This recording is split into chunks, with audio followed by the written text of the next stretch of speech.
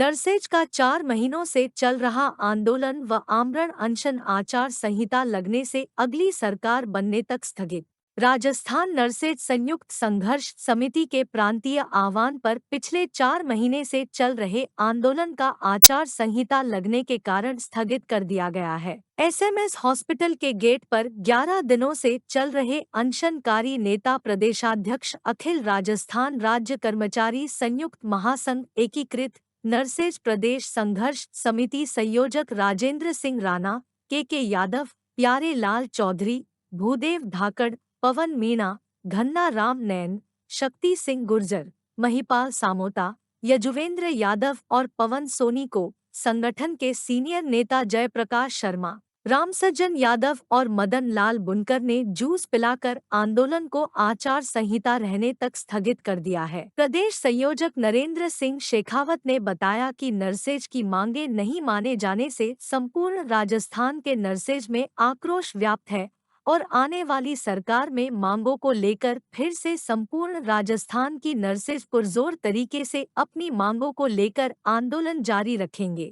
आंदोलन के दौरान आमरण अनशन कर रहे राजेंद्र सिंह राणा को 4 अक्टूबर को पुलिस ने मेडिकल आईसीयू में भर्ती कराया था। बुधवार को 8वें दिन 3 दिन के रेस्ट की सलाह के साथ उन्हें डिस्चार्ज कर दिया गया है। तो अल्टीमेटली राजस्थान का कर्मचारी सॉफ्ट है और राजस्थान का कर्मचारी लामबंद है, क्योंकि 2006 से पहले हमें दिल्ली के बराबर वेतन मिलता और ये 5 से और 30 हज़ार तक का वेतन विसंगति जो है सरकार ओपीएस के नाम पर अगर सरकार में समझती है कि इसमें केवल जिनको ओपीएस मिल रहा था वही लोग इस आंदोलन को कर रहे थे, ऐसा नहीं है। इसमें तमाम जिनको ओपीएस नहीं मिल रहा था वो भी इस मांग पर लामबंद है, क्योंकि जानते हैं क्योंकि 5 से और 30 हज़ार तक की मूल मांग विसंगति से लेकर पूरा सेवा काल में जितना उनका आर्थिक शोषण होगा उससे ज़्यादा तो जो उसके जो मनी है उस मनी का मुश्किल से सेवानिवृत्ति के बाद सरकार 25% से ज़्यादा पेंशन के रूप में नहीं प्राप्त होगा उनको। तो नेचुरल 75% का तो पहले ही सरकार ने रेवेन्यूज इकट्ठा कर लिया वेतन भत्तों की विसंगति के रूप में, और ये लगातार जारी है। तो कर्मचारी लामबंद है। जब तक बिहार से कम वेतन राजस्थान में मिल रहा है तब तक राजस्थान का कर्मचारी अपने संघर्ष की अग्नि को कम नहीं होने देगा। नर्सेज अपनी मांगों के प्रति लामबंद है। हमने मांगा था हमारे छात्रों को 150 रुपये स्टाइपेंड मिल रहा है। आप चिकित्सक जो है हमारे वर्ग के उनको आप हज़ारों रुपये का स्टाइपेंड दे रहे हो, 5 से 10 से 15 17 हज़ार रुपये तक। तो क्या मांग रहे थे हम? 500 से 1000 रुपये तो हमारे वो तो हम छात्रों के लिए एनएमएलएचबीस के लिए तो ये सारा वर्ग है। चूंकि मैं कर्मचारी महासंघ का अध्यक्ष हूँ, मगर नर्सेज संपूर्ण राजस्थान के कर्मचारियों की उस आवाज को उठा रही थी, इसलिए मैं अनशन पर था। जो राज्य का कर्मचारी की भावना थी, चाहे शिक्षक हो, चाहे मंत्रालय हो, चाहे पंचायती राज के कर्मचारी हो, चाहे कोई भी कर्मचारी हो, वो तमाम संविदा के कर्मचारी जो ठेके के माध्यम से काम कर रहे हैं, उन तमाम लोगों की बात थी कि उनका शोषण बंद हो।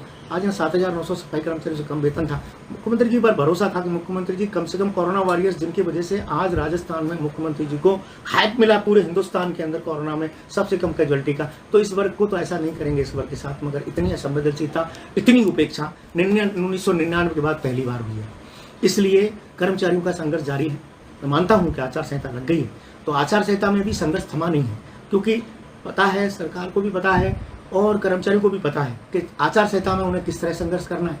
तरीके बदल जाते हैं आचार संहिता में संघर्ष के, और उसके बाद जब सरकारें आती हैं तो वो संवैधानिक तरीके से फिर परंपरागत तरीके से आंदोलन जो होता है वो भी रहेगा। मगर दिल्ली के बराबर जब तक राजस्थान के कर्मचारियों का वेतन नहीं होता, जब तक नर्सेज का वेतन नहीं होता, जब तक नर्सेज की मूल जो प्रॉब्लम्स है, जब तक राजस्थान के कर्मचारियों की मूल प्रॉब्लम्स हैं, जब तक उनका समाधान नहीं था, ये संघर्ष जारी रहेगा। वर्तमान में भी जारी है और आगे आने वाली सरकार के समक्ष भी जारी रहेगा। और निश्चित रूप से राजस्थान की सरकार ने कर्मचारियों को डिसअपॉइंट किया है और ऐसा कभी किसी सरकार को नहीं करना चाहिए। इससे बड़ा धोखा, इससे बड़ा विश्वासघात नहीं हो सकता।